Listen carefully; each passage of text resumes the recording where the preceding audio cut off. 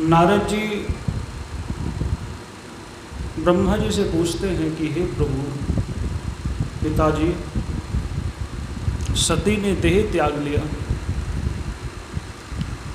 वह सती पार्वती कैसे बनी?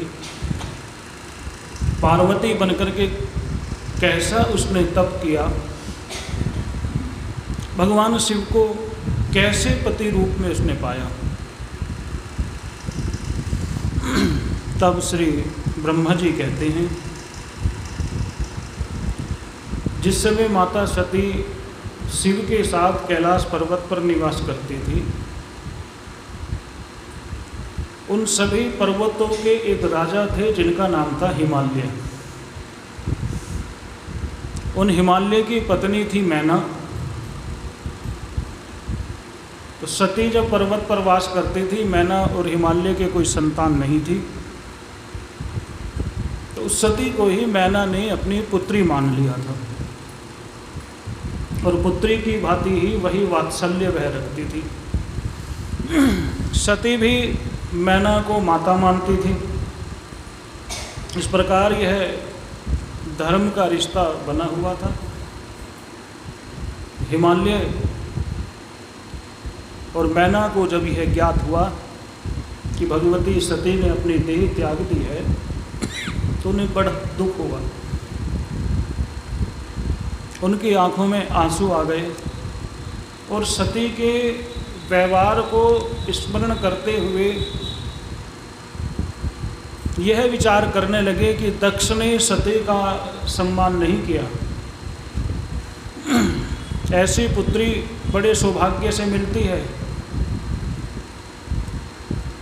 अनेक वर्षों के तप के पश्चात वह पुत्री रूप में प्राप्त हुई, लेकिन अहम में दक्ष ने अपनी पुत्री का तिरस्कार किया। इस कारण सती को देह त्यागनी पड़ी।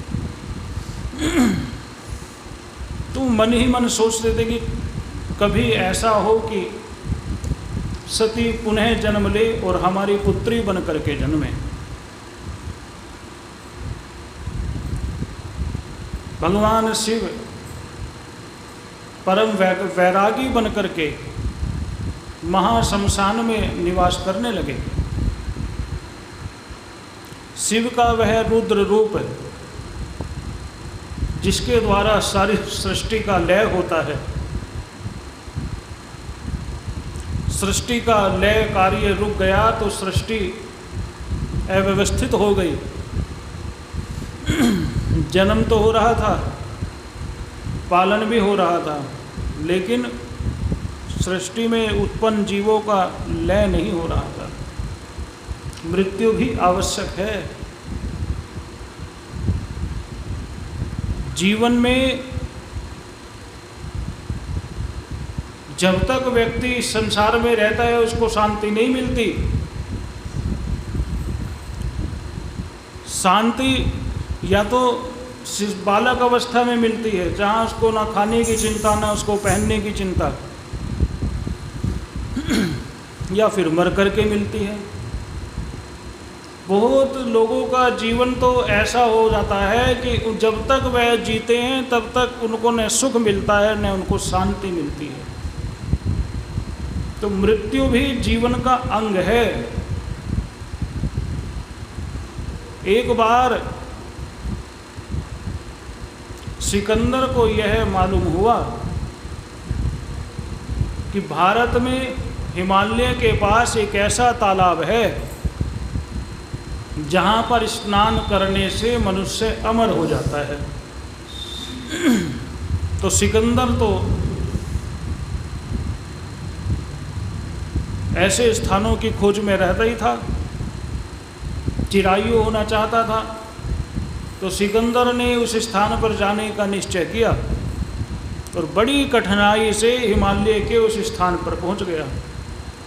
उस सरोवर के जल में जैसे ही वह स्नान करने के लिए अपना पांव आगे बढ़ाने लगा, तभी उसको आवाज़ आई कि मत जा। उसने पीछे मुड़ करके देखा तो एक ऐसा व्यक्ति जिसकी आयु हजारों वर्ष है और शरीर पर मांस नहीं है, केवल हड्डियां ही हड्डियां शेष हैं। उस व्यक्ति ने कहा, अरे मत जा, जो आराम मौत की गोद में मिलता है वो जिंदगी के साथ कहाँ। सिकंदर ने पूछा, भाई तू कौन है, तेरे तो हालत बड़ी खराब है। तो उस व्यक्ति ने कहा, अरे मैं भी तेरी तरह यहाँ आया था कि नहा करके अमर हो जाऊंगा, लेकिन देख मेरी क्या हालत हो गई है। इसमें मैंने स्नान किया, अब मैं मरना चाहता हूँ लेकिन मर नहीं पा रहा हूँ। शरीर जर्जर हो गया है, ना भूख रही ना प्यास रही, ना वो लोग रहे जिनके साथ में रह करके खुश रहता था। अब तो केवल ये शरीर का ढांचा रह गया है और मैं बार बार चाहता हूँ कि मेरी मृत्यु आ जाए, लेकिन मृत्यु आती नहीं है। तो सिकंदर ने जब उस व्यक्ति की हालत देखी तो वो उसने कहा, ना भाई ऐसी तो हालत मुझे नहीं करनी है।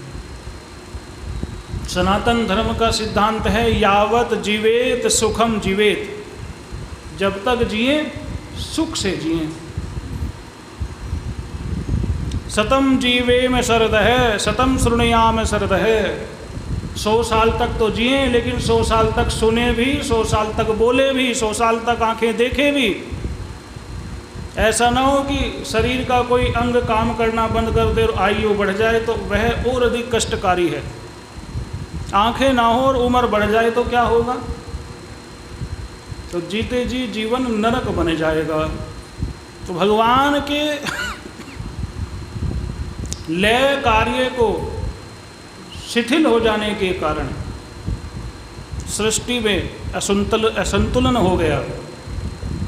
सारे देवता चिंता करने लगे, सृष्टि बढ़े जा रही है, लेकिन मृत्यु देवता अपना कार्य नहीं कर रहे हैं। तो देवताओं ने विचार किया कि भगवान शिव को प्रसन्न किया जाए। प्रसन्न कैसे हो? भगवान पुनः विवाह कर लें, स्वस्थ चित्त हो जाएं, तो सारे देवता प्रसन्न हो जाएंगे, चराचर जीव प्रसन्न हो जाएंगे। तो भगवान शिव विवाह किससे करेंगे? भगवान की तो अर्धांगिनी भगवती जगदम्बा दुर्गा है। दुर्गा तो देह त्याग कर स्वधाम जा चुकी है। तो देवताओं ने निश्चय किया कि कोई तपस्वी तपस्या करे और तपस्या करके जगदम्बा को प्रसन्न करे, और जगदम्बा प्रसन्न हो जाए तो वरदान में पुत्री रूप में जगदम्बा को पावे, और फिर वह पुत्री भगवान शिव की तपस्या करे तो भगवान शिव मिलें, जिससे जगत का कल्याण होवे। तो सब देवताओं ने निश्चय किया कि यह जो हिमालय हैं, इनका मन जो है सती के न रहने के कारण निरंतर दुखित रहता है।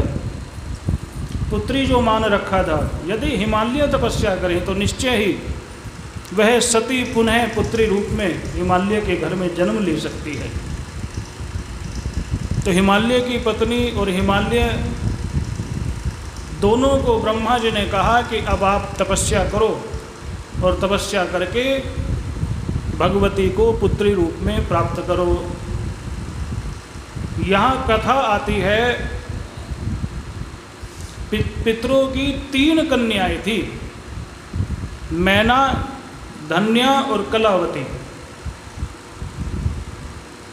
तीनों कन्याएं एक बार ब्रह्मा जी की सभा में गई। भगवान विष्णु के दर्शन के लिए वह श्वेत पर्वत पर गई और भगवान विष्णु को प्रणाम करके वह बैठ गई। तभी वहाँ सनत कुमारों का आगमन हुआ। सनक, सनंदन, सनातन और सनत कुमारी, यह 4 बालक हैं, जिनकी अवस्था 5 वर्ष की है। 5 वर्ष के बालक जैसा इनका स्वरूप है।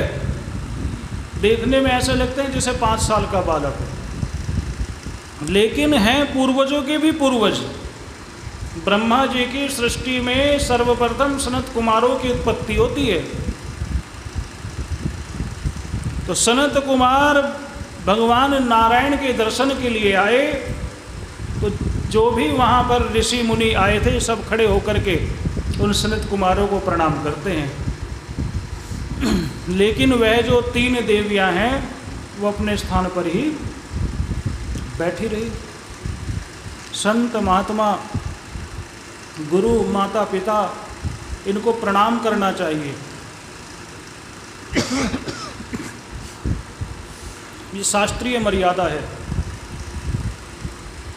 तो सनत कुमारों ने देखा, भगवान की माया से मोहित होकर के कहने लगे कि तुम अशिष्ट हो, प्रणाम तक नहीं किया, जाओ मनुष्यों की स्त्रियां बन करके कुछ समय संसार में रहो। तो इस प्रकार जब सुना तो तीनों देवियां सनत कुमारों के चरणों में गिर गई और क्षमा मांगने लगी। तब महात्मा प्रसन्न हो गए, प्रसन्न होकर के कहने लगे कि ठीक है, हम अपने श्राप को बदल तो नहीं सकते, लेकिन भगवान की कृपा से ये श्राप तुम्हारे लिए अनुग्रह बन जाएगा। यह जो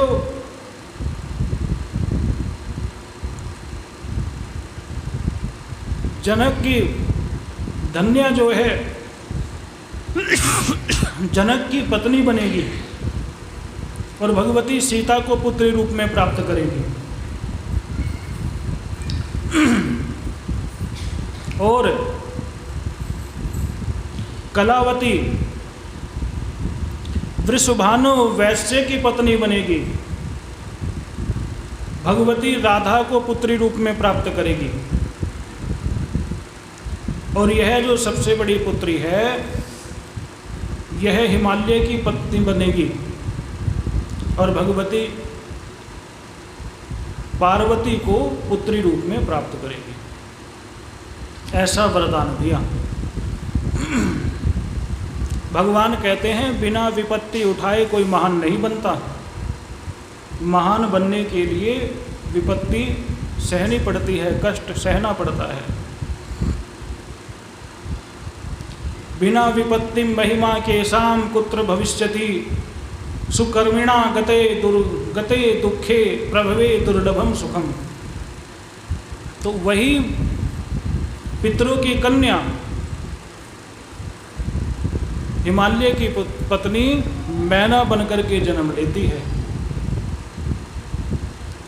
और अब मैना भगवान ब्रह्मा जी की आज्ञा से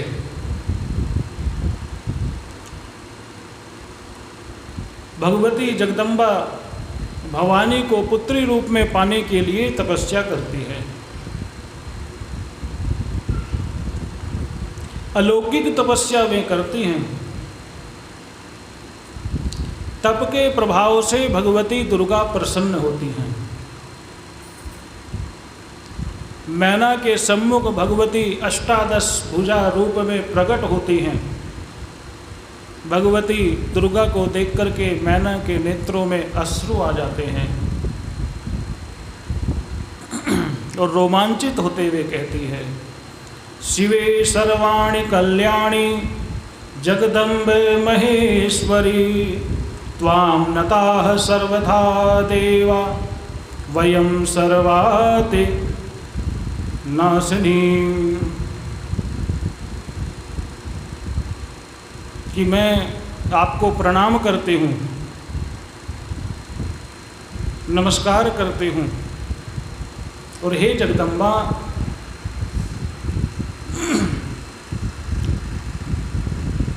जब से आप हिमालय पर्वत को छोड़ करके गई हैं, तब से हमारा कहीं मन नहीं लगता। हमारा मन सदैव आपके चरणों में लगा रहता है। मेरी ऐसी अभिलाषा है कि आप मेरी पुत्री बन करके पुनः जन्म लें और भगवान शिव को पति रूप में पुनः प्राप्त करें। इस प्रकार प्रार्थना की और कहा कि मेरे 100 पुत्र हों और कन्या एक ही हो और कन्या आप ही हों। तो भगवती ने तथास्तु कहा और वरदान दे करके भगवती अंतर ध्यान हो गई। तो मैना के 100 पुत्र हुए, जिनमें मैनाक सबसे बड़े थे।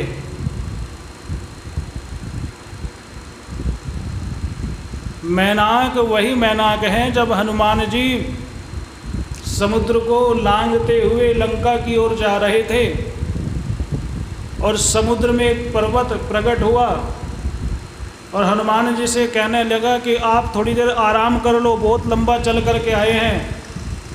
तो हनुमान जी ने मैनाक पर्वत को स्पर्श करते हुए कहा, राम काज कीने बिनु मोने मोहे कहाँ विश्राम। भगवान राम का कार्य किए बिना मैं विश्राम भी नहीं करूँगा। तो वो मैनाक जो सबसे बड़े पुत्र हुए ब्रह्मा जी हिमालय के, इस प्रकार 100 पुत्र प्राप्त हुए।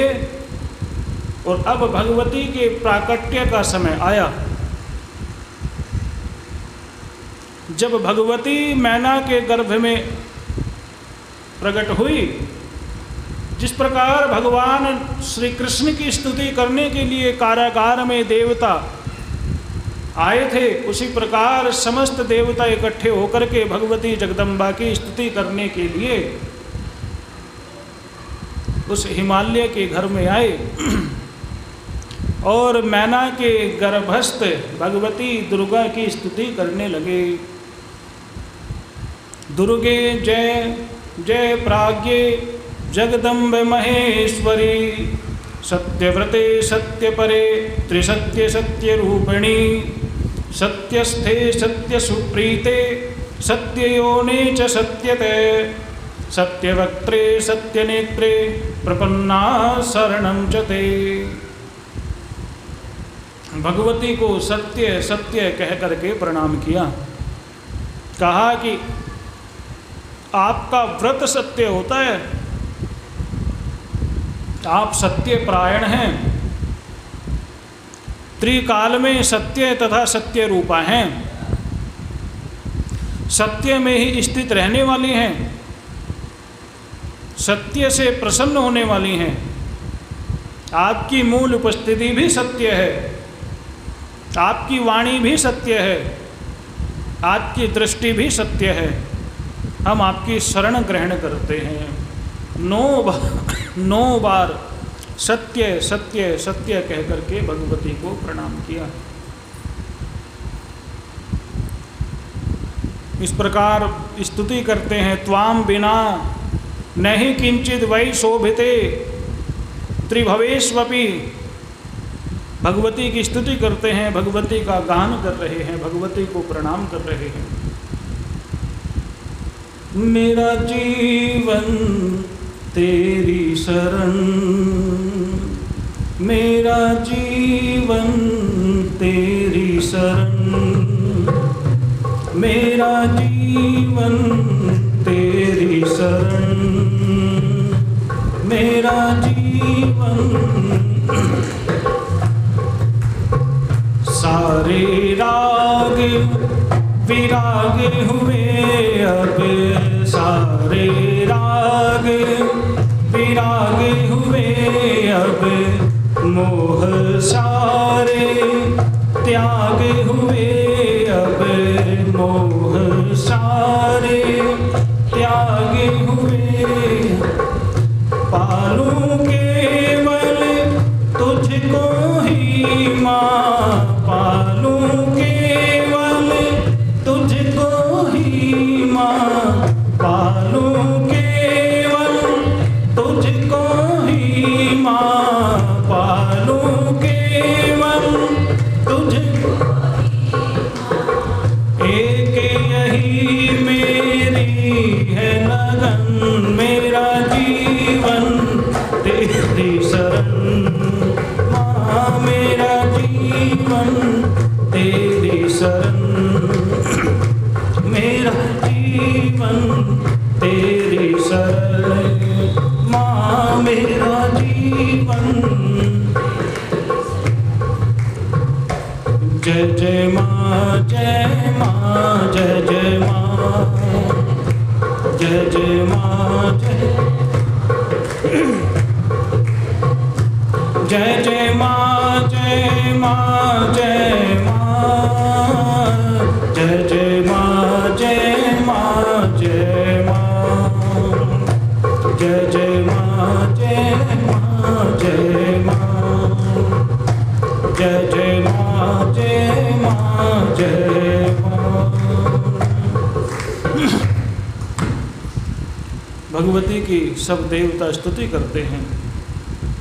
10वें माह में भगवती के आने का समय निश्चित होता है। 9वीं तिथि मधुमास पुनीता, शुक्ल पक्ष अभिजित हरिप्रीता। चैत्र शुक्ल पक्ष की 9वीं तिथि मध्य रात्रि भगवती के प्राकट्य का समय हुआ। आकाश में सभी देवता भगवती के आने की प्रतीक्षा करने लगे, भगवती से प्रार्थना करने लगे। स्वागतम अम्बे स्वागतम अम्बे स्वागतम अम्बे स्वागतम अम्बे स्वागतम सुस्वागतम शरणागतम अम्बे स्वागतम सुस्वागतम शरणागतम अम्बे स्वागतम अम्बे सुस्वागतम अम्बे स्वागतम अम्बे सुस्वागतम अम्बे स्वागतम सुस्वागतम शरणागतम अम्बे स्वागतम सुस्वागतम शरणागतम अम्बे स्वागतम अम्बे सुस्वागतम अम्बे स्वागतम अम्बे सुस्वागतम अम्बे सुस्वागतम अम्बे सुस्वागतम अम्बे। वसंत ऋतु चैत्र शुक्ल पक्ष की 9वीं तिथि मृगशिरा नक्षत्र अर्धरात्रि निशीत काल में भगवती का प्राकट्य होता है। भगवती प्रकट होकर के मैना को दिव्य रूप से दर्शन देती है और दिव्य रूप से दर्शन देकर के जब मैना को विश्वास हो जाता है कि ये भगवती जगदम्बा है, शिशु रूप में भगवती मैना की गोद में प्रकट हो जाती है। बोलो जगदम्बे मात की। प्रकट होकर के मैना को हर्ष प्रदान करती है। हर्षित मैना जगदम्बा को पाकर के फूली नहीं समाती। हिमालय खूब दान पुण्य करते हैं, स्वस्ति वाचन आदि किया जाता है, ब्राह्मणों को खूब दान मिलता है। हिमालय के यहाँ उत्सव मनाया जा रहा है। पुत्र के जन्म का उत्सव तो सब मनाते हैं, पुत्री के जन्म का भी उत्सव मनाना चाहिए। पुत्र से अधिक गौरव पुत्री का होता है। पुत्र तो एक कुल को ही तार सकता है यदि संस्कारवान हो तो। पुत्री तो 2-2 कुलों का उद्धार करने वाली होती है। तो पुत्री के उत्सव की खूब धूम मची, ब्राह्मणों को खूब दान मिला, नामकरण संस्कार हुआ। तो गुणों के आधार पर नाम रखा जाता है। पर्वतराज की पुत्री है तो वह पर्वत की पुत्री पार्वती कहलाई। बोलो पार्वती माता की। भगवती पार्वती प्रकट होती है तपस्या के लिए जाना चाहती है। माँ ने कहा अभी बच्ची हो। बेटी ने कहा ओ माँ ना, नहीं। तो माँ ने उसका नाम उमा रख दिया। उमेति मात्रा तपसे निषिद्धा कालिका चसा पश्चात उमाख्याम सुमुखी जगाम भुवने मुने। और घर में रह करके भगवती उमा तपस्या भी करने लगी और गुरु से विद्या भी प्राप्त करने लगी।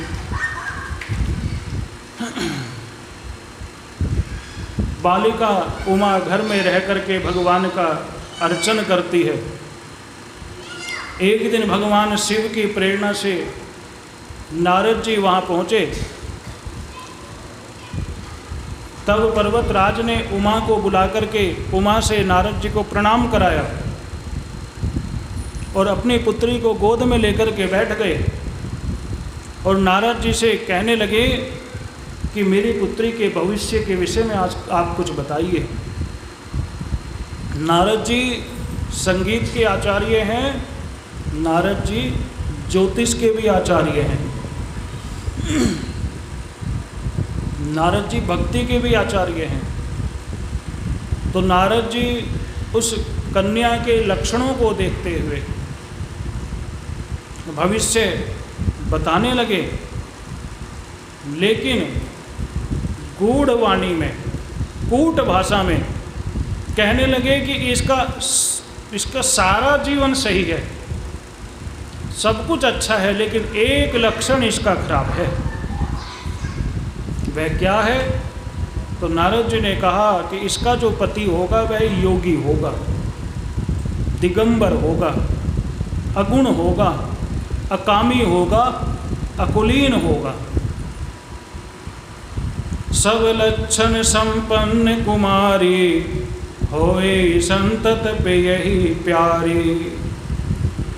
सदा अचल एहि कर अहि वाता एहि तेजस पे है पितु माता। अगुण अमान मातु पितुहीना उदासीन सब संशयसीना। जोगी जटिल अकाम मन नगन अमंगल वेश। अस स्वामी एहि कहे मिलहि परिहस्त असिरे। इसके हाथ में ऐसी रेखा है कि इसके जो पति होंगे उसमें कोई गुण नहीं होंगे, योगी होंगे, दिगंबर होंगे, अकामी होंगे और अकुलीन होंगे। ये जो कहा कूट भाषा में कहा, कूट भाषा कोड वर्ड, कूट भाषा में कहा। तो ऐसा सुनकर के पार्वती तो प्रसन्न हो गई। क्यों प्रसन्न हो गई? जितने भी ये अवगुण बताए वो सारे अवगुण भगवान शिव के गुणों में परिवर्तित हो जाते हैं। भगवान शिव को प्राप्त होते ही ये सब अवगुण गुण युक्त हो जाते हैं। तो उमा तो बड़ी प्रसन्न हुई, लेकिन माता और पिता बड़े दुखित हो गए। नारद जी का वचन झूठा नहीं हो सकता, यह सोच करके हिमालय ने नारद जी के चरणों को पकड़ लिया और कहा कि इसका कोई उपाय बताइए। तब नारद जी ने कहा कि यदि भगवान शिव की तपस्या की जाए और भगवान शिव प्रसन्न हो जाएं, तो ये जो मैंने सब अवगुण बताए हैं, ये सब अवगुण भगवान शिव में भी दिखाई देते हैं, लेकिन शिव में यह अवगुण गुणों के रूप में दृष्टिगत होते हैं। साधारण मनुष्य में अवगुण हो सकते हैं, लेकिन भगवान शिव में वह गुणों के रूप में हैं। और कहा नारद जी ने, जे जे वर के दोष बखाने ते सब शिव पाही में अनुमाने। जो तपु करे कुमारी तुम्हारी भाविहु मेट सके त्रिपुरारी। जो भविष्य में होने वाली दुर्घटनाएं हैं, उन दुर्घटनाओं को रोकने की शक्ति केवल और केवल भगवान शिव में है। भाविहु मेट सके त्रिपुरारी। तो इसलिए किसी के जीवन में जब संकट होता है और उसको यही सलाह दी जाती है कि भगवान शिव की उपासना करो। बार बार ब्राह्मण जन्म कुंडली को देखकर एक ही बात कहते हैं कि महामृत्युंजय मंत्र का जप किया जाए। वो मृत्यु को भी जीत लेने वाले हैं, काल भी उनके सामने कुछ नहीं कर सकता। मृत्यु भी जिससे भय खाए वह महामृत्युंजय भगवान हैं। तो भविष्य में होने वाली दुर्घटनाओं को केवल भगवान शिव की कृपा से ही रोका जा सकता है। तो पार्वती ने निश्चय कर लिया कि अब मैं तपस्या करने के लिए जाऊंगी। तब मैना ने पति से कहा कि अब हमारी कन्या विवाह के योग्य हो रही है, इसके लिए सुंदर वर की खोज करनी चाहिए। हिमालय ने कहा कि नारद जी के वचन कभी झूठे नहीं हो सकते। यदि तुम अपनी पुत्री का हित चाहती हो तो अपनी पुत्री को शिव की तपस्या करने के लिए कहो। तभी वहाँ पार्वती आई और पार्वती कहने लगी, माँ मैंने रात एक सपना देखा है, मेरे सपने को आप सुनो। माँ मुझे स्वप्न में एक तपस्वी ब्राह्मण आकर के तप करने के लिए कह रहे हैं। वो कह रहे हैं कि तुम तपस्या करो। तो माँ ने यह बात सुनी तो यह बात हिमालय को बताई और हिमालय ने कहा कि रात मुझे भी ऐसा ही सपना आया था जिसमें एक तपस्वी, उस तपस्वी के लक्षण शिव से मेल खा रहे थे और वह तपस्वी मेरे एक स्थान पर तपस्या करने के लिए आया है और मैं पुत्री सहित उसके दर्शनों के लिए गया हूँ और अपनी पुत्री को उस तपस्वी की सेवा में छोड़ आया हूँ।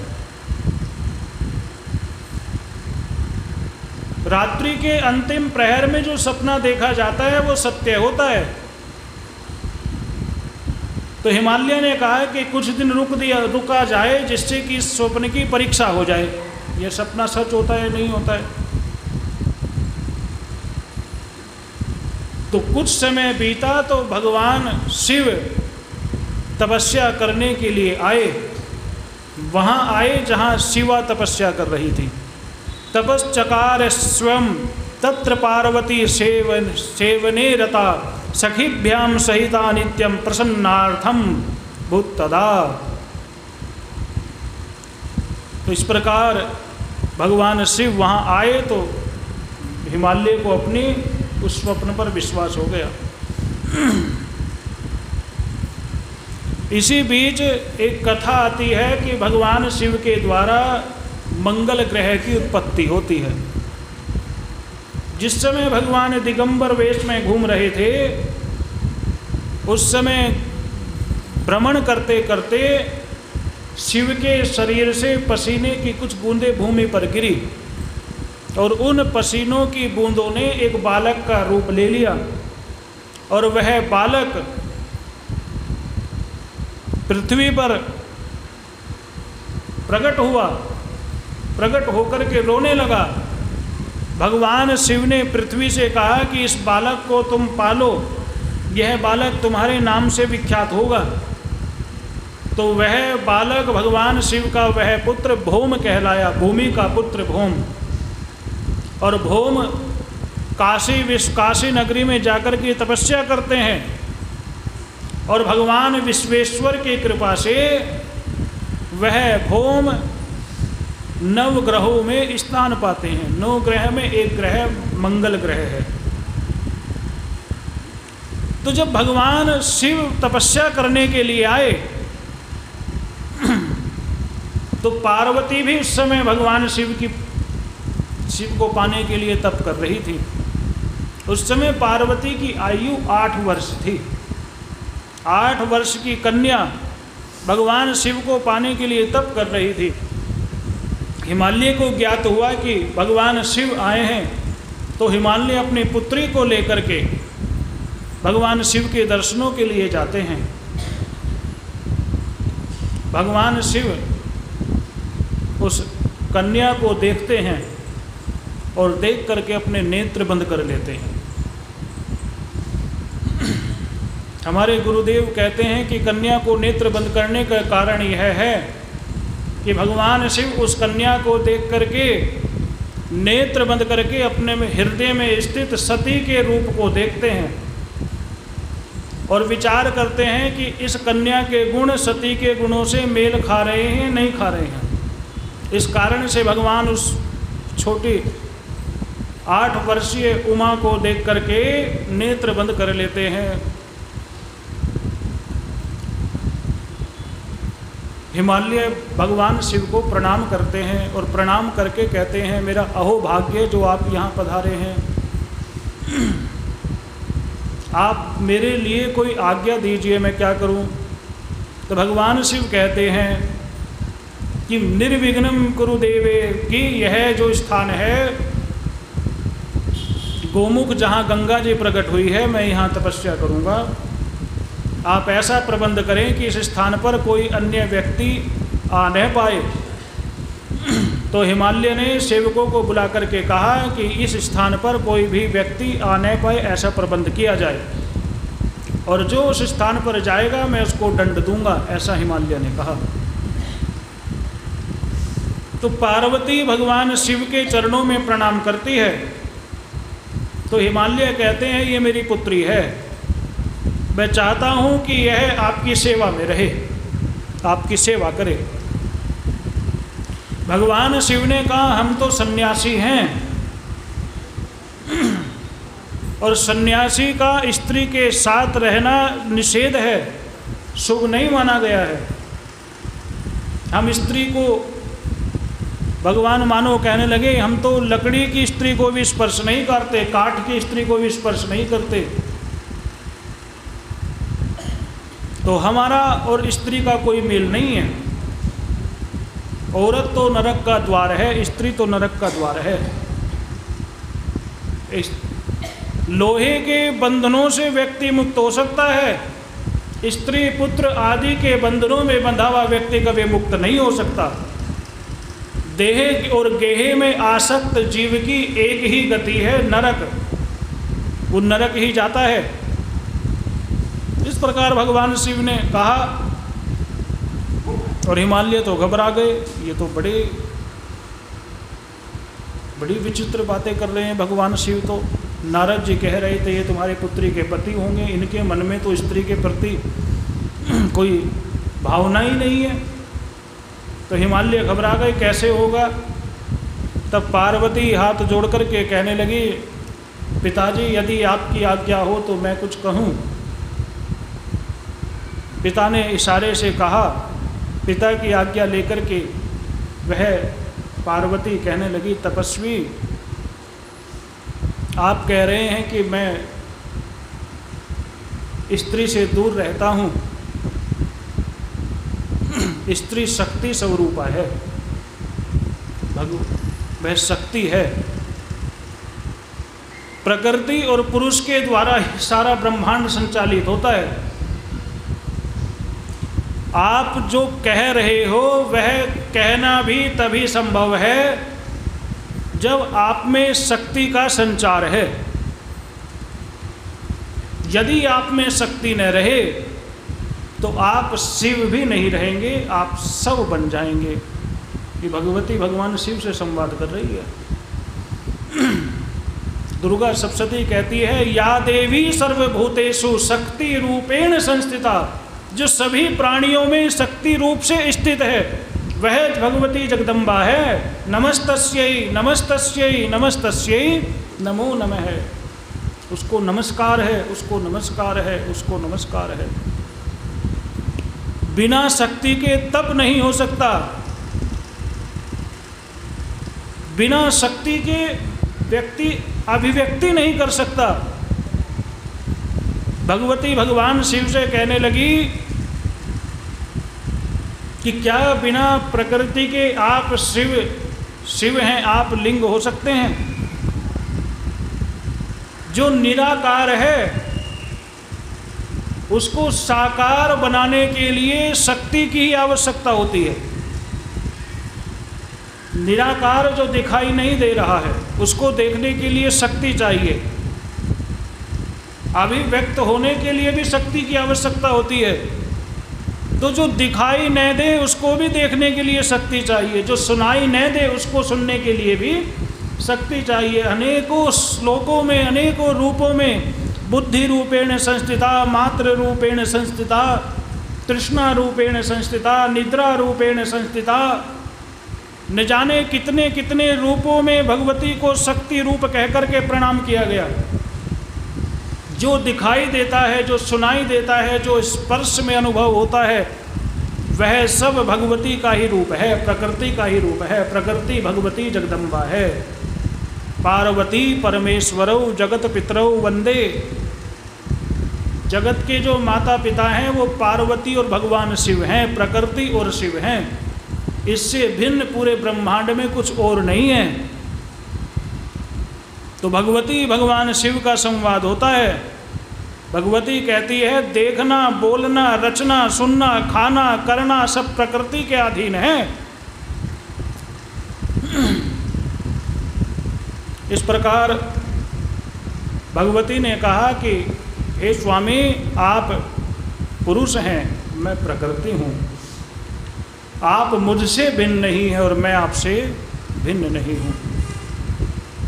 यदि आप निर्गुण हैं तो आपको सगुण होने के लिए शक्ति की ही आवश्यकता होगी। फिर मुझसे आपको क्या भय है?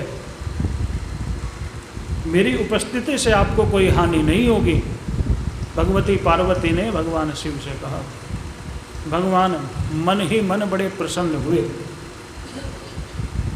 भगवान ने कहा कि मुझे भक्त तो प्रिय है, लेकिन भक्त यदि ज्ञानी भी हो तो वह मुझे और अधिक प्रिय है। तो पार्वती के ज्ञान को परख करके भगवान शिव को बड़ी प्रसन्नता हुई और भगवान शिव ने पार्वती को सेवा की आज्ञा प्रदान कर दी। सेवक का ज्ञानी होना भी आवश्यक है। सेवा धर्म बड़ा कठिन है। बिना ज्ञान के सेवा भी संकट दे देती है। आप सब गृहिणी हैं, घरों में निवास करती हैं। पति की सेवा करने में कितनी सावधानी रखनी पड़ती है आपको। पति की इच्छाओं का, पति की जो वस्तुएं पति को पसंद है उन बातों का ध्यान रखना पड़ता है। नहीं रखना पड़ता है। जो पति को पसंद न हो वो कार्य कर दो तो पति क्रोधित भी हो जाते हैं। जिस प्रकार साधारण पत्नी अपने पति की प्रसन्नता में उसकी इच्छाओं का ध्यान रखती हैं, उसकी पसंद नापसंद का सम्मान करती हैं, उसी प्रकार भक्ति पथ में भी भक्त को भगवान के स्वभाव के अनुसार ही आचरण करना पड़ता है, तब भक्त को सिद्धि मिलती है। तो भक्त तो हो, ज्ञानी भी हो, तो भगवान को और अच्छा लगता है। तो अब पार्वती प्रतिदिन भगवान शिव को प्रणाम करने आती। दो सखी थी, जया और विजया, उनके साथ आती। स्थान को जहाँ भगवान शिव तपस्या कर रहे हैं उस स्थान को मार्जन करती, साफ करती। उस स्थान पर सुंदर सुंदर पुष्प लगा दिए, बेल के वृक्ष पौधे लगा दिए, भगवान को प्रिय लगने वाले पुष्पों को रोप दिया, पौधों को लगा दिया, सुंदर उपवन का रूप दे दिया। पार्वती भगवान शिव की सेवा करती, उस स्थान को साफ रखती, स्वच्छ रखती, भगवान की षोडशोपचार पूजा करती, फिर चरणोदक का पान करती। इस प्रकार भगवान शिव बहुत समय तक वहाँ तपस्या करते हैं और पार्वती उनकी सेवा करती है। वहाँ एक उधर भगवान शिव तपस्या कर रहे हैं, स्वर्ग में देवताओं पर संकट आ गया है। एक तारकासुर का नाम का दैत्य है, जिसने देवताओं को पराजित करके देवताओं को स्वर्ग से भगा दिया है। देवता उसको जीत न पाए, क्योंकि उस तारकासुर को वरदान प्राप्त था कि भगवान शिव के पुत्र के हाथों मेरा वध हो। तो भगवान शिव का विवाह होगा नहीं तो पुत्र कहाँ से होगा, यह सोच करके तारकासुर देवताओं पर कष्ट करने लगा। देवताओं पर कष्ट करने लगा तो देवता स्वर्ग छोड़ करके भाग गए। ब्रह्मा जी ने संधि कराई। इंद्र अभी कष्ट में है, दुख में है, विचार करने लगे क्यों ना मैं माता पार्वती की कुछ सहायता कर दूं, शिव के मन में पार्वती के प्रति, भगवती के प्रति अनुराग जगा दूं, कुछ मोह उत्पन्न कर दूं।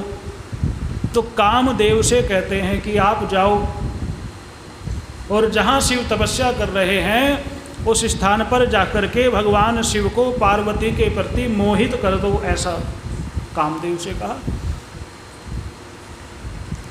कामदेव वहाँ से पहुँचा हिमालय पर्वत की उस तलहटी में। भगवती शिव की सेवा कर रही थी। भगवान शिव नेत्र बंद करके ध्यान में बैठे हुए थे। कामदेव वहाँ आए और एक बाण भगवान शिव पर छोड़ा। तो बाण शिव पर छोड़ा तो भगवान जो ध्यान में मग्न होकर के बैठे थे उनके हृदय में पार्वती की स्मृति आई। बाण छूटते ही पार्वती की स्मृति आई और पार्वती की स्मृति आते ही भगवान शिव का ध्यान भंग हो गया। भगवान शिव ने विचार किया कि मेरे मन में यह विकार कैसे आया। तो योग दृष्टि से देखा तो बाईं ओर कामदेव दूसरा बाण लेकर के भगवान शिव पर छोड़ने के लिए तैयार था। तो भगवान ने जैसे ही कामदेव की ओर देखा तो भगवान का तीसरा नेत्र खुल गया और तीसरा अग्नि नेत्र खुलते ही भगवान के तीसरे नेत्र से अग्नि प्रकट हुई। और जब तक देवता आकर के भगवान शिव को प्रणाम करके प्रसन्न करते, इतने समय भी नहीं मिला, अग्नि प्रकट होते ही कामदेव को जला करके राख में बदल देती है। कामदेव जल जाता है। अब ये घटना पार्वती देखती है तो घबरा जाती है, ऐसा कोई घटना हुए सामने तो। और भगवान शिव उस स्थान को छोड़ करके तुरंत अंतर ध्यान हो जाते हैं।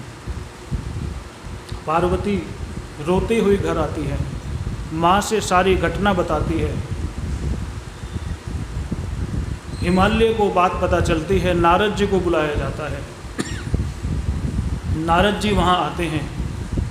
पार्वती सारी घटना भगवान के परम भक्त नारद जी को बताते हैं। नारद जी समझ जाते हैं बिना गुरु के सिद्धि होने वाली नहीं है। गुरु के बिना साधना करोगे तो विघ्न आएगा ही आएगा। कहीं ना कहीं ऐसा विघ्न आ जाएगा जो तुम्हारे हटाए नहीं हटेगा।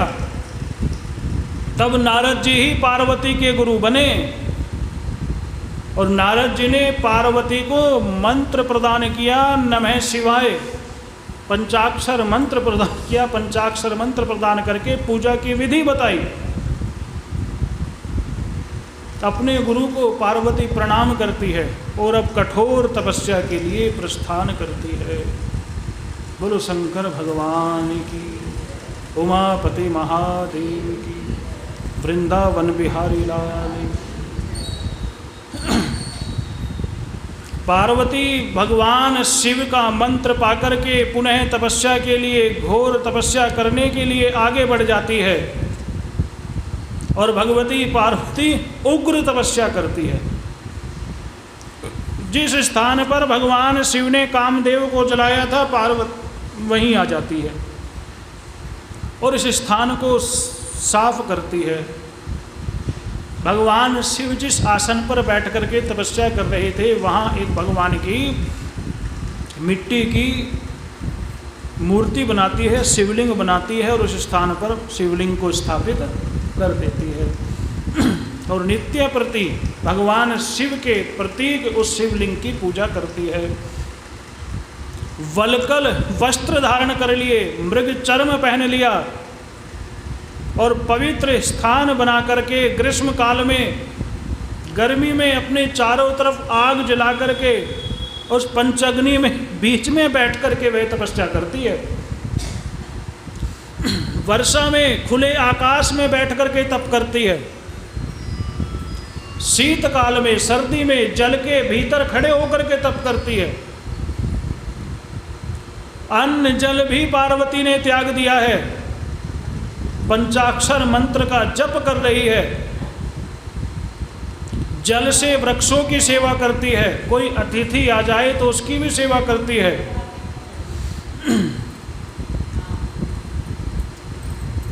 पत्ते खाकर के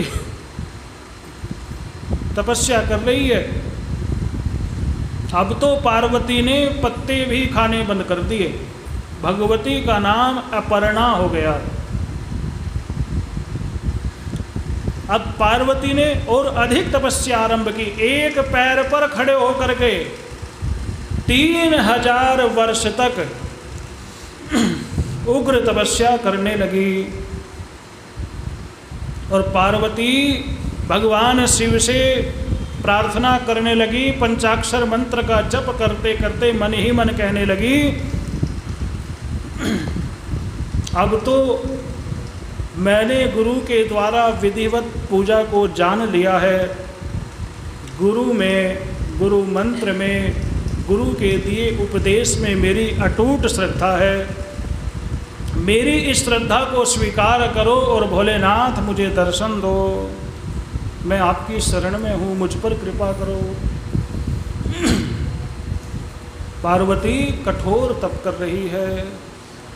जिस दिन प्रभु जी तेरा दर्शन होगा, उस दिन सफल मेरा जीवन होगा।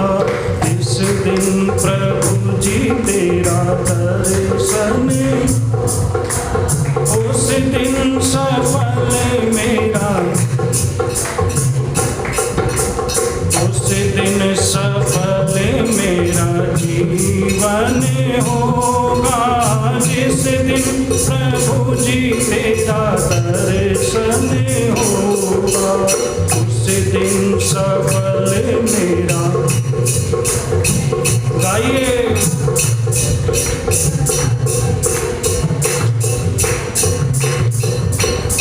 जिस दिन प्रभु जी तेरा दर्शन होगा, जिस दिन प्रभु जी तेरा, तन मन मेरा तेरे अर्पण होगा। जिस दिन प्रभु जी तेरा दर्शन होगा, तन मन मेरा तेरे अर्पण होगा। जिस दिन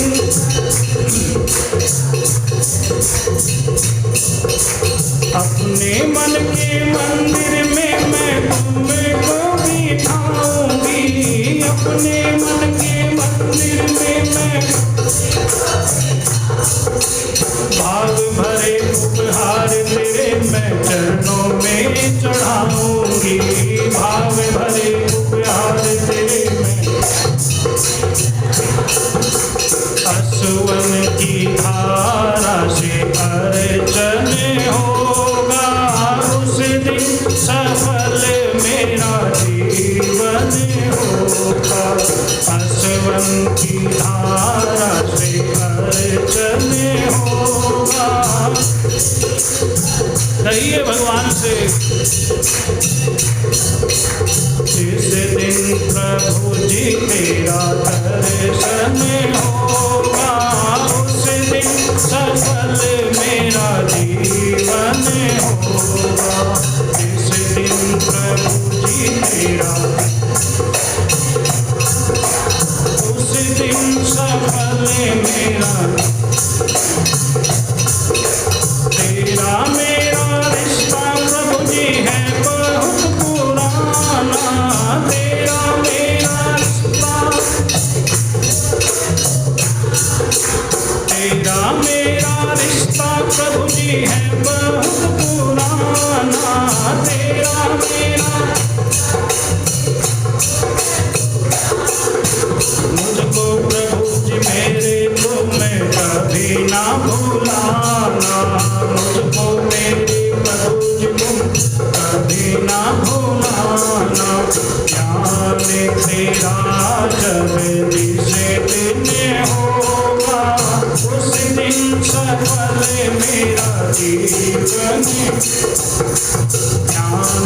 तेरा जब निज होगा, उस दिन सफल मेरा।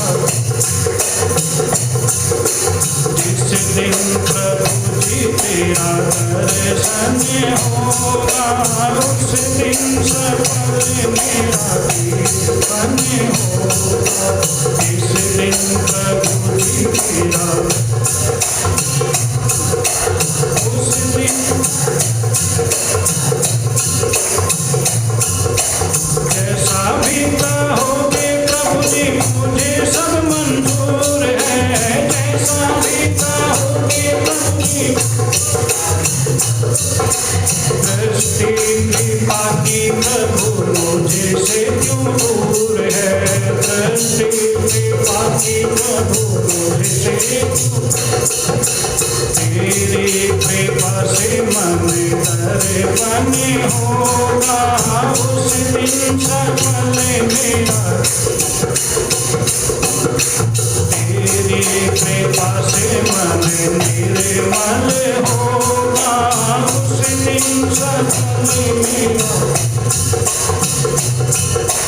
जिस दिन प्रभु जी तेरा दर्शन होगा, उस दिन सफल मेरा जीवन। तन मन मेरा सब अर्पण होगा, उस दिन सफल मेरा जीवन होगा। तन मन मेरा तुझे अर्पण होगा, उस दिन सफल मेरा जीवन।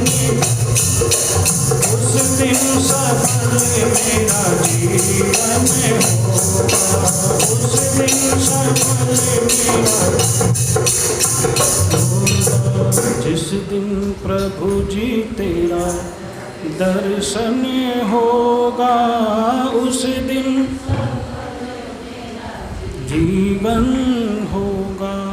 3000 वर्ष तक पार्वती एक पैर पर खड़े होकर के तपस्या करती है। भगवान से कहती है मुझे अपनी दासी जान करके मुझे दर्शन दो।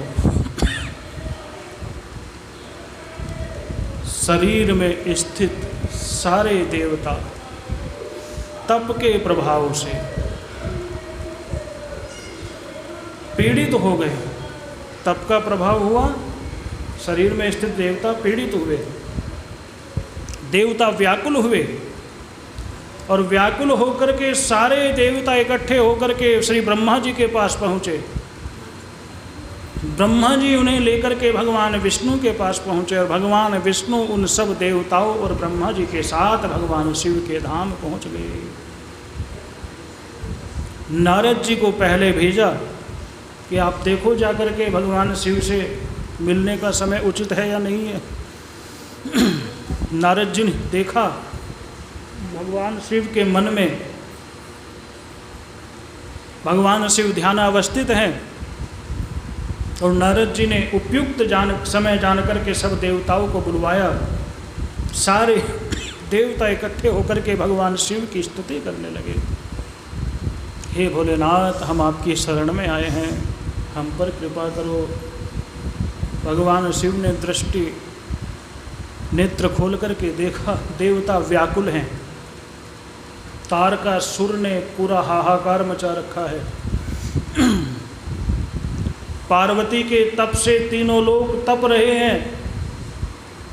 एक तो तारकासुर का कष्ट, दूसरा पार्वती का तप। देवता व्याकुल हो, शिव शिव कह करके शिव को पुकारने लगे। भगवान शिव ने कहा, मैं तुम्हारे कष्ट को जान गया हूँ, मैं अभी तारकासुर को समाप्त करके तुम्हारे कष्ट को दूर कर दूंगा। भगवान विष्णु ने कहा, हे भोलेनाथ, तारकासुर का तो वध हो जाएगा, लेकिन पार्वती के तप का क्या होगा। ब्रह्मा जी का भी ऐसा ही वरदान है कि आपके पुत्र के द्वारा तारकासुर का वध होगा। और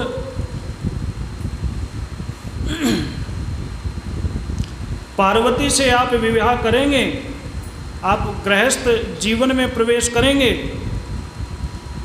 तब देवताओं को सुख की प्राप्ति होगी। कष्ट तो दूर हो जाएगा, सुख की प्राप्ति तब होगी जब आप गृहस्थ जीवन में स्वामी दुखी हो और सेवक सुखी हो, ऐसा नहीं हो सकता। तो स्वामी को सुख पहुंचाना सेवक का धर्म है। शिव विवाह कर लें, अपनी पूर्व स्थिति में भगवान आ जाएं तो सेवक को खूब आनंद होगा। भगवान शिव कहने लगे, सबसे घातक स्त्री का संग है। लोहे और लकड़ी के बंधन से मुक्त हो सकता है, स्त्री के पास से कोई बंधन से मुक्त नहीं हो सकता। सब जानते हुए भी मैं तुम्हारे कष्ट को दूर करूंगा। तुम सब की रक्षा के लिए मैं पार्वती से विवाह करने के लिए तैयार हूँ। नारायण का हाथ पकड़ करके भगवान शिव कहने लगे, जैसा आप चाहोगे वैसा ही होगा। ये स्नेह है एक दूसरे के प्रति शिव और नारायण का।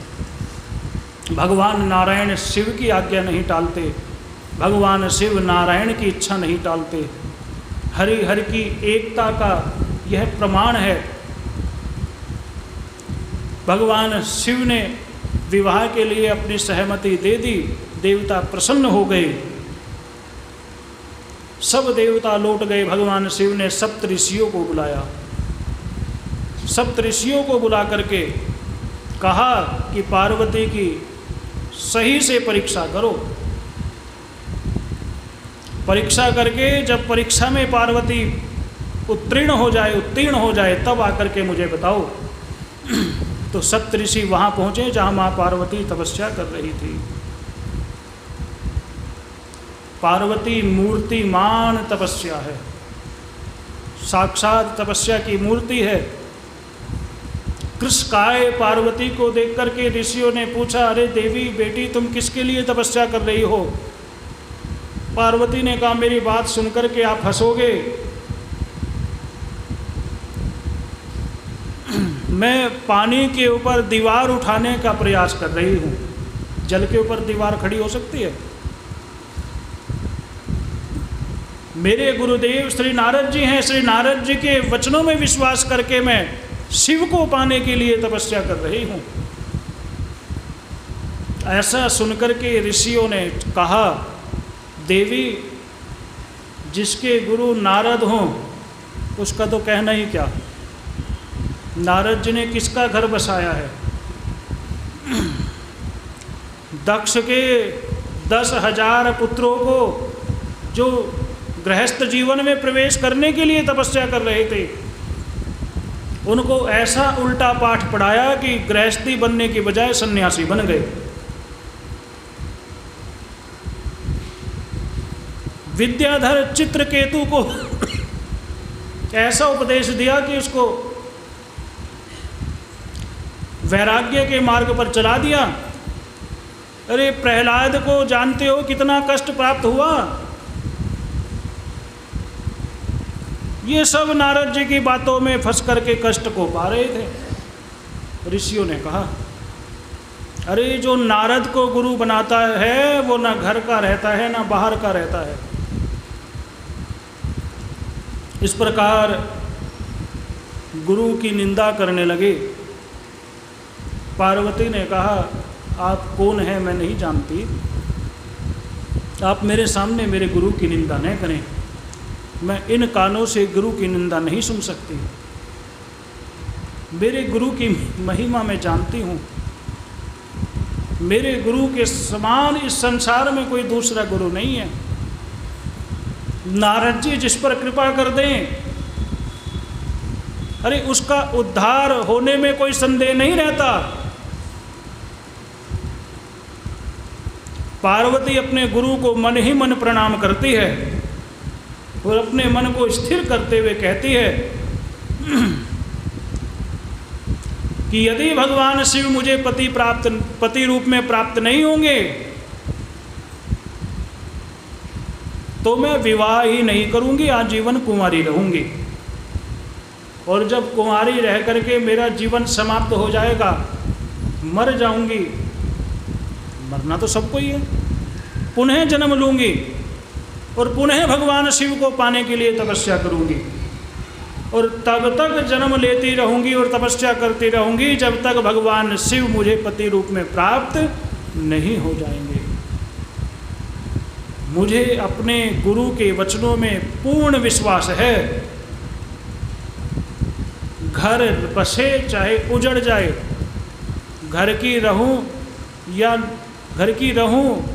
या न रहूं, द्वार की रहूं चाहे न रहूं, लेकिन मैं भगवान के परम भक्त नारद जी के वचनों में पूर्ण श्रद्धा रखने वाली हूँ।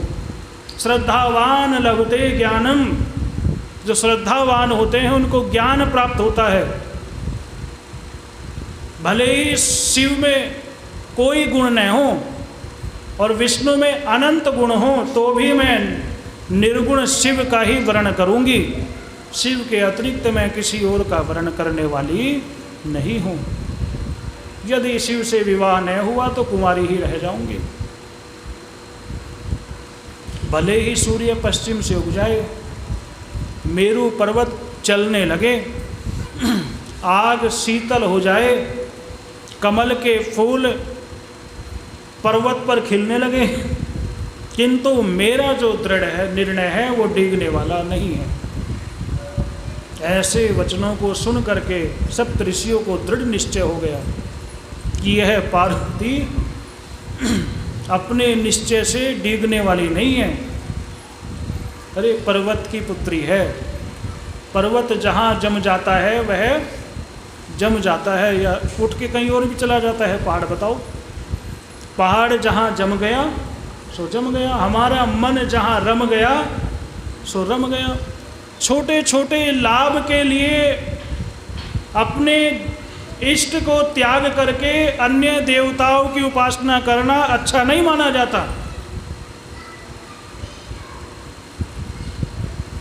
हमारे एक माता जी थी हमारी, हमें कहती थी, एक बार हमें बड़ा कष्ट हुआ, एक नौकरी के लिए कहीं गए बात करने के लिए, वहाँ बड़ा यात्रा में कष्ट हुआ, तो मुझे देख करके वो माता जी कहने लगी, कहीं मत जा, हर देगा तो घर देगा,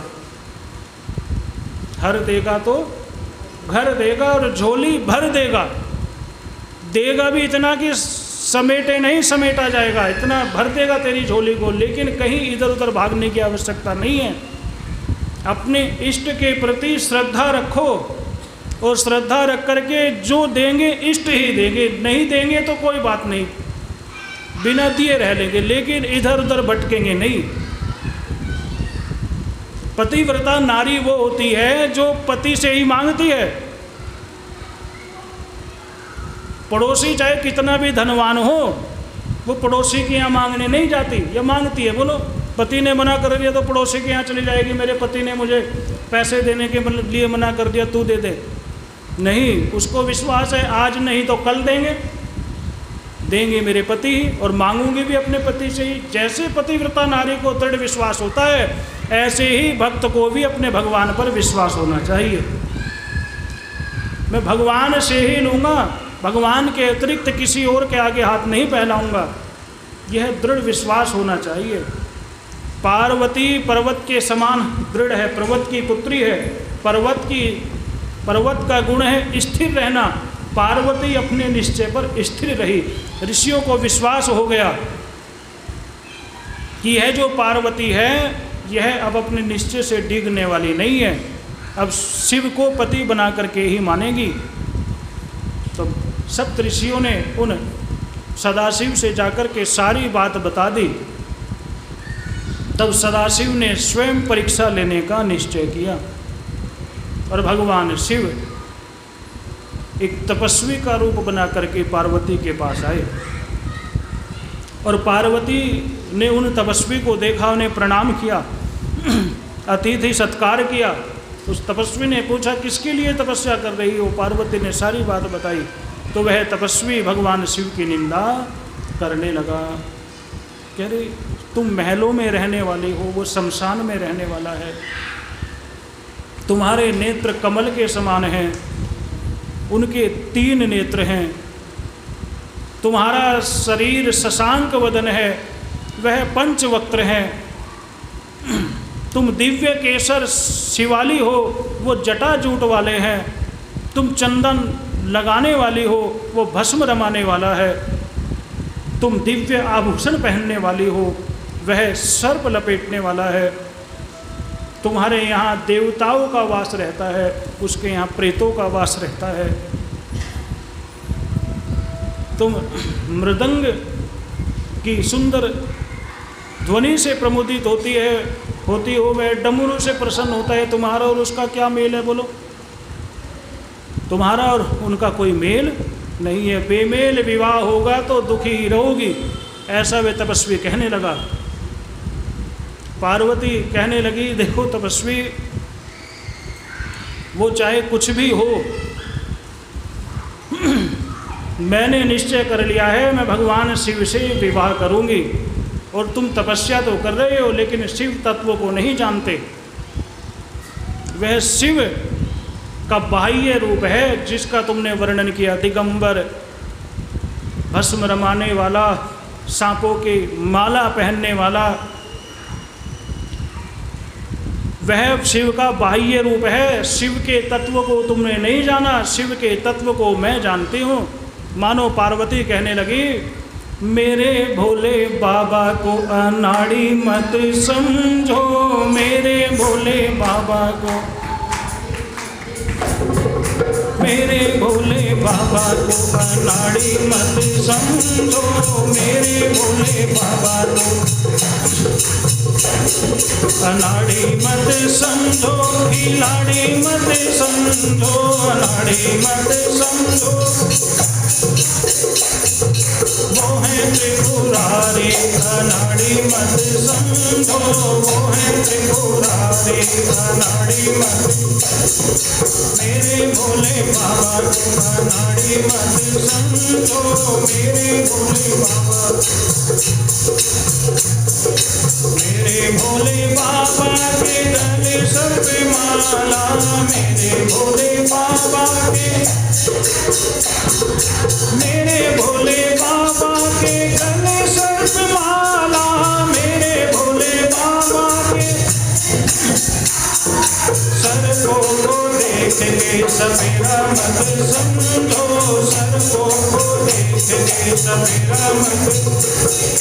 मेरे भोले बाबा को अनाड़ी मत समझो, मेरे भोले,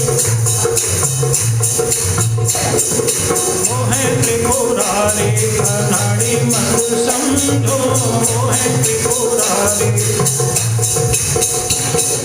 मेरे भोले बाबा के हाथों में डमरू, मेरे भोले बाबा के, मेरे भोले बाबा के हाथों में डमरू, मेरे भोले बाबा के। डमरू को देख के मदारी मत समझो, डमरू को देख के मदारी मत। मेरे भोले बाबा को अनाड़ी मत समझो, मेरे भोले बाबा को अनाड़ी मत समझो, खिलाड़ी मत समझो, अनाड़ी मत। वो है त्रिपुरारी, अनाड़ी मत समझो, वो है त्रिपुरारी, अनाड़ी मत। मेरे भोले बाबा को, मेरे भोले बाबा के तन पे मृग छाला, मेरे भोले बाबा के, मेरे भोले बाबा के तन पे मृग छाला, मेरे भोले बाबा के। मृग छाला को देख के शिकारी मत समझो,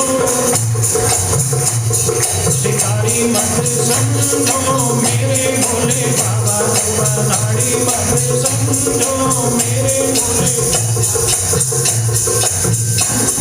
अनाड़ी मत समझो, खिलाड़ी मत समझो, अनाड़ी मत। वो है त्रिपुरारी, अनाड़ी मत समझो, वो है त्रिपुरारी, अनाड़ी मत। मेरे भोले बाबा को अनाड़ी मत समझो, मेरे भोले, मेरे भोले बाबा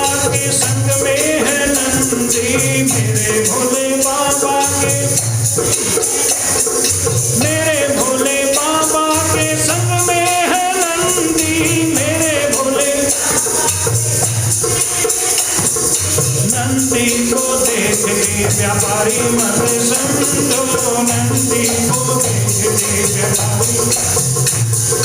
मेरे भोले बाबा को अनाड़ी मत समझो, मेरे भोले बाबा को अनाड़ी मत समझो, खिलाड़ी मत समझो, अनाड़ी मत मोहे त्रिपुरारी, अनाड़ी मत समझो, मोहे त्रिपुरारी, अनाड़ी मत समझो, मेरे भोले बाबा को अनाड़ी मत समझो, मेरे भोले बाबा को अनाड़ी मत समझो, मेरे भोले बाबा को अनाड़ी मत। बोलिए शंकर भगवान, उमापति महान। तो पार्वती ने कहा,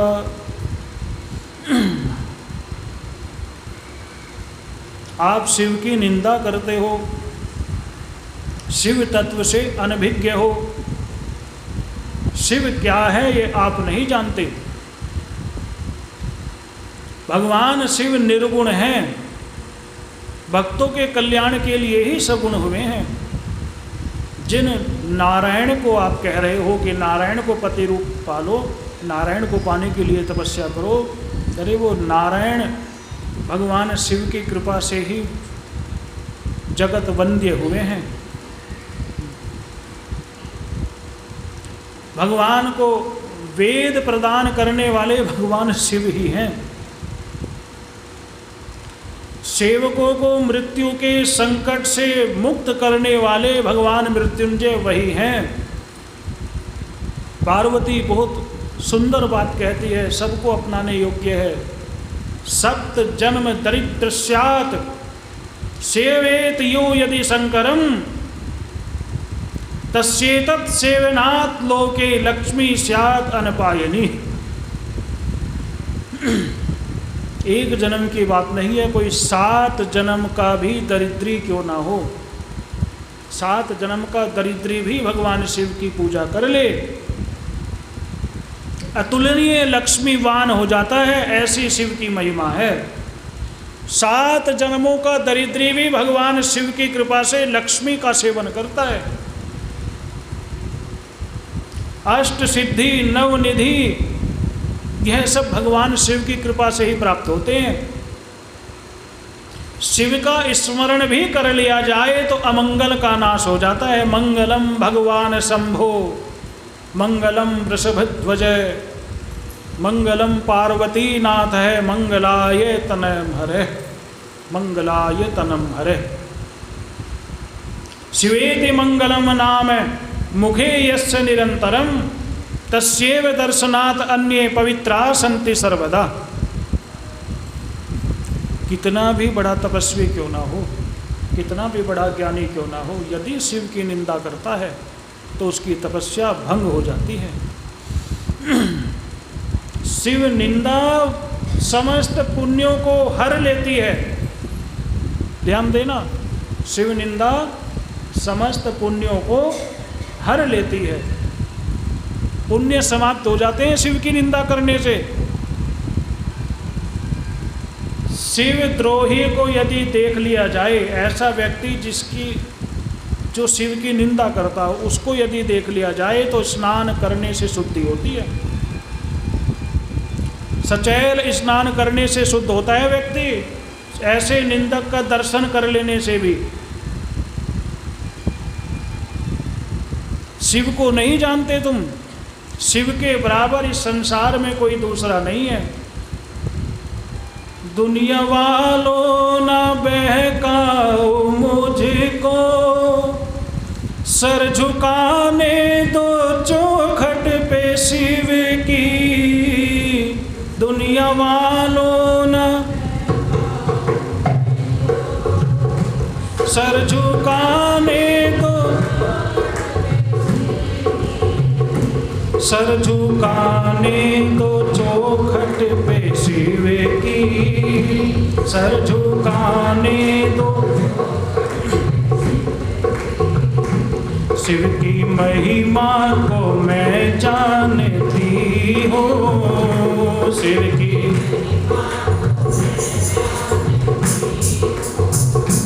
शिव की महिमा को मैं जानती हूँ। शिव की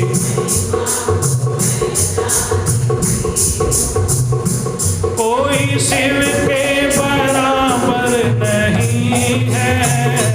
शिव की महिमा को मैं जानती हूँ। कोई शिव के बराबर मेरी नैया के शिव है जीवैया। मेरी नैया के मुझको मझधार का डर नहीं है। मेरी नैया के शिव है जीवैया। मुझको मझधार डूब जाए जो मेरा सफीना, डूब जाए इतना गहरा समंदर नहीं है। मेरी नैया के शिव है जीवैया। मेरी नैया के प्रेम से अपने सर को झुका लो। जो भी चाहो तो इस दर से पालो। प्रेम से जो भी चाहो तो इस दर से, जो भी चाहो तो इस दर से पालो। जो भी चाहो तो रूप चैतन्य है भोले शिव का। रूप चैतन्य है भोले। मूर्ति शिव की ये पत्थर नहीं है। मेरी नैया के शिव है जीवैया। मुझको मझधार का डर नहीं। मेरी नैया के शिव है। मुझको मझधार का डर नहीं है। डूब जाए जो मेरा सफीना, डूब जाए जो मेरा सफीना। इतना गहरा समंदर नहीं है। मेरी नैया के शिव है जीवैया। मेरी नैया के शिव है जीवैया। मुझको मझधार का डर नहीं है। पार्वती ने कहा, तुम भगवान शिव को जानते ही नहीं हो। शिव निंदा करना और सुनना दोनों दोषपूर्ण है। हे तपस्वी, या तो आप यहाँ से चले जाइए, अन्यथा विवश होकर के मुझे ही यहाँ से कहीं और जाना पड़ेगा। ऐसा कहकर के पार्वती जाने लगी तो उस तपस्वी ने पार्वती के हाथ को पकड़ लिया। इतना साहस कोई कर सकता है? पार्वती का हाथ पकड़ा तो पार्वती क्रोध से कांपने लगी और कहने लगी, तेरा इतना साहस मुझे स्पर्श कर रहा है, तू नहीं जानता ही मेरे प्रभु यही मेरे पास रहते हैं, वो काम को भस्म कर देने वाले हैं। अब तो इस देह को अग्नि में जला करके इस देह को त्यागने से ही सब शुद्धि प्राप्त होगी। ऐसा पार्वती कहने लगी तो भगवान शिव तो थे ही वो तपस्वी कहने लगे हाथ पकड़ करके, तूने मुझे खरीद लिया है, अहम भक्त पराधीनम, तूने मुझे खरीद लिया है, अपना दास बना लिया है, मैंने तेरी परीक्षा के लिए ऐसा किया है।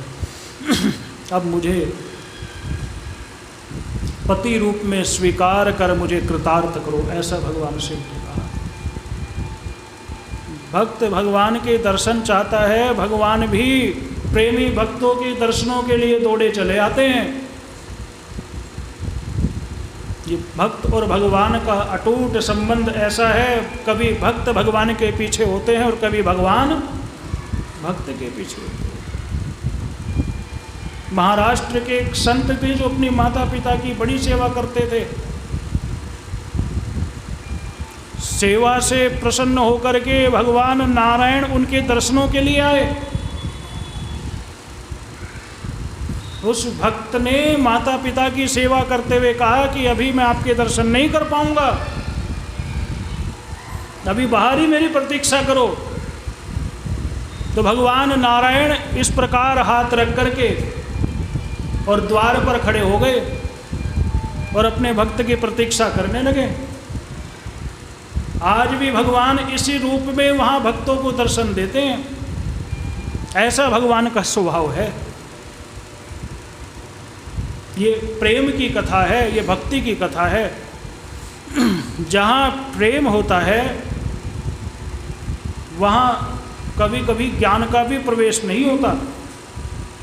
ये तो प्रेम की बात है ओधो बंदगी अपने बस की, यहाँ सर दे के होते हैं सौदे आस की इतनी सस्ती। तो ये भक्ति की महिमा है। भगवान शिव ने पार्वती का हाथ पकड़ करके कहा कि मुझे पति रूप में स्वीकार कर, मुझको कृतार्थ करो। पार्वती ने कहा प्रभु मैं तो आपकी जन्म जन्म की सेविका हूँ, सती रूप में भी आपकी थी, इस रूप में भी आपकी रहूँगी और जब जब जन्म लूँगी तब तक आपकी दासी बनकर ही रहूँगी।